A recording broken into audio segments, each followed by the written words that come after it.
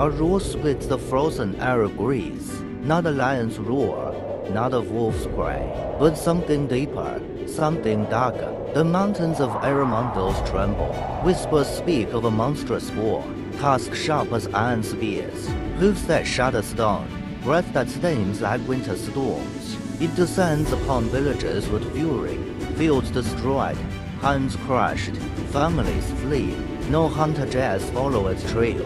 Even the gods are said to keep their distance. King Eurystheus hears of it and smiles coldly.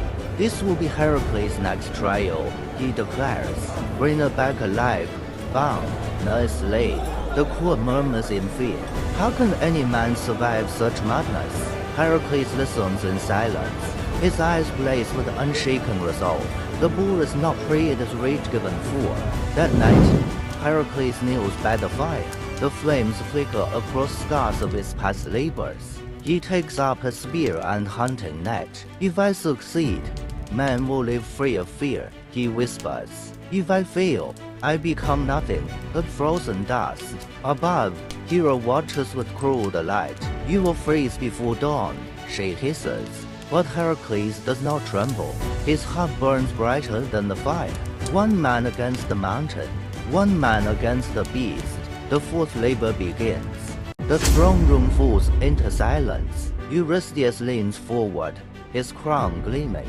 His voice is calm, but dripping with malice. You will bring me the boar alive, he repeats. Not slain, not broken, alive, bound. Heracles does not flinch. He knows the cruelty hidden in that command. Killing would be easier, but capture in a storm of flesh, that is torment by design. The courtiers whisper like frightened birds. Some pity him, others smirk at his doom.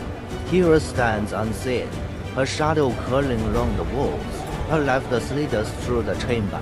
Heracles grips his club, then slowly sets it aside. This is not labor for brute strength alone. Rope, knives, chains, these will be his weapons now. The boar's legend grows with every tale. It crushes man beneath its tusks. It devours flocks whole. It scatters armies like chaff. Still, Heracles bows his head in silence. This is the path laid by the gods. This is the path poisoned by Hera's hatred. Outside, winter wind howls like an omen. Snow drifts across the palace gates. Heracles steps into the cold. His breath smokes in the frigid air. Every step forward is a step deeper into peril. Yet he does not look back. The labor has already claimed his fate. Heracles travels north. The mountains rise like jagged teeth. Snow thickens beneath his sandals. Every tree groans beneath the weight of ice. The forest is a graveyard of silence. Wolves stalk him from afar. Their yellow eyes gleam between trees. But they do not strike. Even predators sense the storm he carries. Villagers peer through shuttered windows. They whisper his name like a prayer. Heracles, may the gods protect you. He trudges waist deep through drifts. The wind lashes his face raw. Each breath cuts his lungs like knives. Yet he marches on, relentless. Rope and net weigh upon his shoulders. Tools of capture, not of slaughter. The mountain looms, wide and endless. Clouds crown its peak like smoke. Somewhere in those heights, the bull waits. Tracks scar the snow ahead. Massive prints, water shields. They sink deep into the frost. Branches snap where it has passed. Blood stains the snow, half frozen. Heracles kneels, studying a trail. The beast is close. The forest itself seems to hold its breath. No bird sings, no leaf stirs. Even the wind dies to listen. Heracles straightens. His chest heaves, but his spirit hardens. He whispers to the cold, I am ready. The mountain listens. The silence shudders like glass. Snow erupts from the hillside. The bull thunders free. A mountain of muscle, bristling with teeth. Tusks gleam like iron shards. Its eyes blaze with bloodlust. The earth shakes beneath its charge. Heracles braces his spear. The collision rattles the mountain. The bull slams against the weapon. The impact hurls snow into the sky. Heracles' arms shudder, muscles screaming. He slides back across the ice. Boots gouge trenches into the frost. The beast bellows, tusks snap. One tusk grazes his side, claws cast, blood sprays scarlet on snow. The boar shrieks in triumph. Heracles grits his teeth, unyielding. He sidesteps, spear angled like a guide. The boar slams into a tree. Wood splinters. Snow cascades down. It shakes itself, maddened, unstoppable. Heracles breathes hard, bloodied but unbowed. This is no mere beast. This is rage-given flesh. The battle has only begun. The bull roars and pulls out. Snow explodes in its way.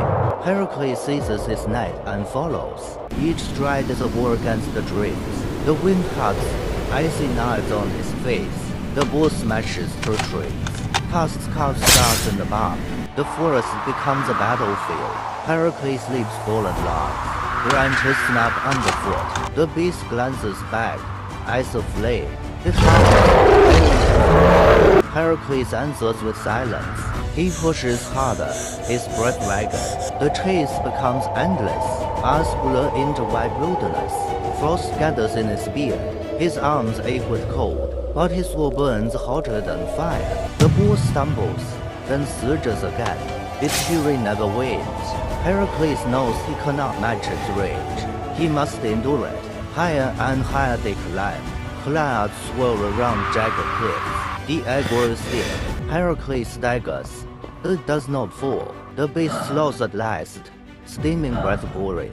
The trap must spring soon, or hunter and hunter both will vanish in the storm. The bull glows. It charges with mountain-breaking force. Heracles plants his spear. Tusks crash against steel. The sun shrieks across the valley. The impact nearly tears his arms apart. The spear splinters under strain. The bull thrashes. Snow exploding. Heracles is hurled to the ground. The beast lunges again. He rolls aside. Tusks like a wave. Heracles springs, bolting onto its back. The monster shrieks. It barks, slamming him against trees. Bark shatters, bones ache. Still he clings, arms locked around its neck. The beast crashes, falls flat from its jaws. Heracles whispers through clenched teeth. You will not break me. The mountain trembles at their struggle. Man and monster locked in wrath. At last, Heracles holds the net. It squats like a storm.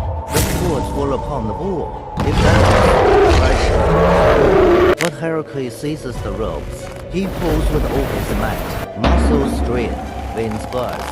The beast crashes to its knees. Snow erupts in white cloud. He winds rope around its tusks. Forces its head to the ground. It screams, muffled, powerless. Still it fights. The cords bite deeper. The net becomes chains. The beast slowly shakes the earth. Then silence. Heracles staggers back, chest heaving. His hands are torn and bleeding, yet he stands unbroken. The bull lies subdued, alive, bound. The labor is complete, but not finished. He must drag the beast back to the king. Heracles drags the bound monster downhill. Villagers gather in. They gasp at the sight. Children cheer, chasing behind. But Heracles walks in silence. His body trembles, wounds fresh. Still, his grip never loosens. The palace gates rise before him. Trumpets sound in disbelief. Heracles enters the throne room. The bull thrashes weakly at his feet. Eurystheus rises, face pale as death. He stumbles backward, eyes wide. Keep it away, he shrieks. The king dives into a bronze jar, trembling. The court erupts. Some laugh, some whisper in fear. Heracles stands unmoved. I bring you the beast alive, he declares. His voice echoes like thunder. The bull battles, chains rattling, but it cannot rise. Eurystheus dares now come near. The labor is done, yet Hera's shadow lingers above. Her laughter calls through the rafters. The gods are not finished with him. The bull lies chained, its fury finally spent. Heracles wipes the blood from his hands. Another labor complete, another scar carved into his legend. The people whisper his name, but Hera whispers with venom. This is only the beginning, she hisses. The sky darkens, clouds swirling. Heracles gazes upward. He knows more trials await. No rest, no peace, only suffering ordained by gods. Eurystheus trembles in his chamber, plotting the next torment. He will not stop until Heracles is broken. Yet the hero does not waver. He shoulders his weapons once more. His spirit burns brighter than flame, for he knows the fifth labor is coming. The Augean stables wait, foul and endless, filth enough to drown kingdoms. The story of Heracles marches on, and the world holds its breath. And that ends today's tale of Heracles. But his labors are far from finished. More battles, more myths, more legends await. Thank you for watching. If you enjoyed the story, don't forget to like, comment, and subscribe to follow the journey. Until next time, may the strength of Heracles inspire you.